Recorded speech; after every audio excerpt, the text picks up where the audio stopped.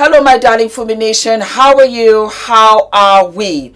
My name is Fumidesaluvold. For those of you that are stopping by for the very first time, you guys are so very welcome indeed. As many of you know, I have been following the Shanquella Robinson case from the very moment I heard about it.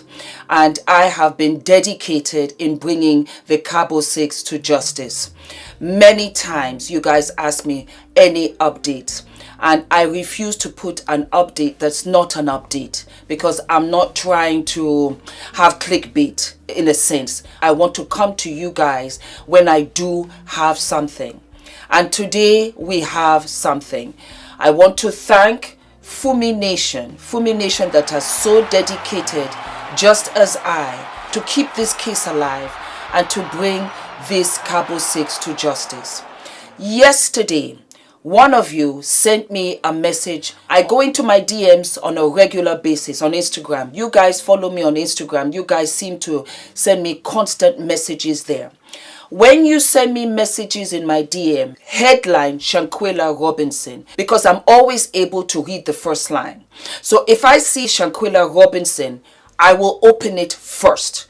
It will take some time because it's only me, but I will open it. And yesterday, one of you sent me an update. It came from WCNC Charlotte News. And there's a Mexican prosecutor investigating this case quietly but diligently.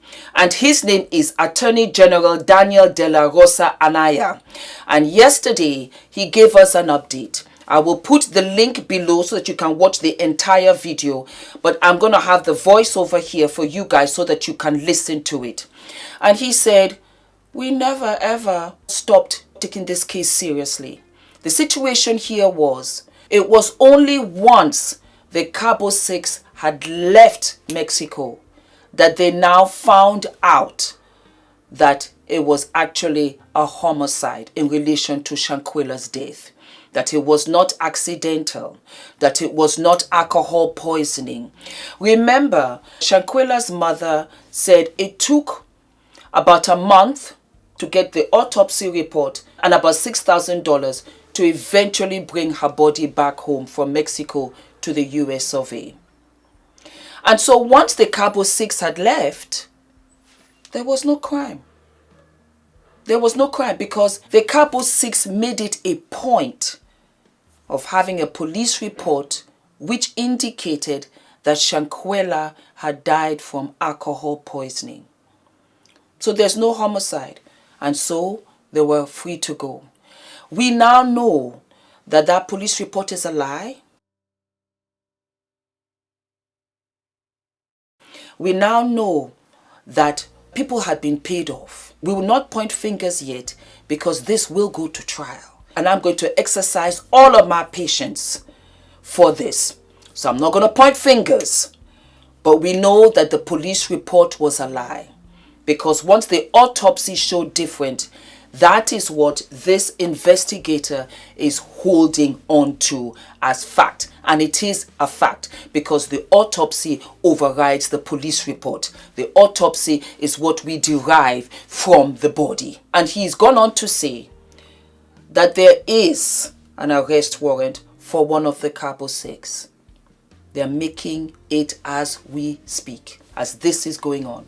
This news came on yesterday. You will hear the news reporter from Charlotte saying, Happy Thursday. I got this Thursday night and I woke up this morning so that I could have it for you guys. New this morning, new details in the death investigation of Shanquella Robinson. A Mexican prosecutor investigating the case says her friends had already left Cabo before they discovered her death was a potential homicide. Now officials say they're working to extradite at least one unnamed suspect back to Mexico. Wake Up Charlotte's Richard Devane joins us now live in Uptown. Richard, this is starting to make a little bit more sense for everybody because now we're understanding why the suspects were not immediately at least detained or charged in Shanquella's death. Absolutely correct, Ben. Good morning to you. Good Thursday morning, everyone. Basically, this is a situation that police say they've been working on since the information about her death became to their attention. They say they're doing everything they can, and they let the public know that all those responsible will eventually be brought to justice.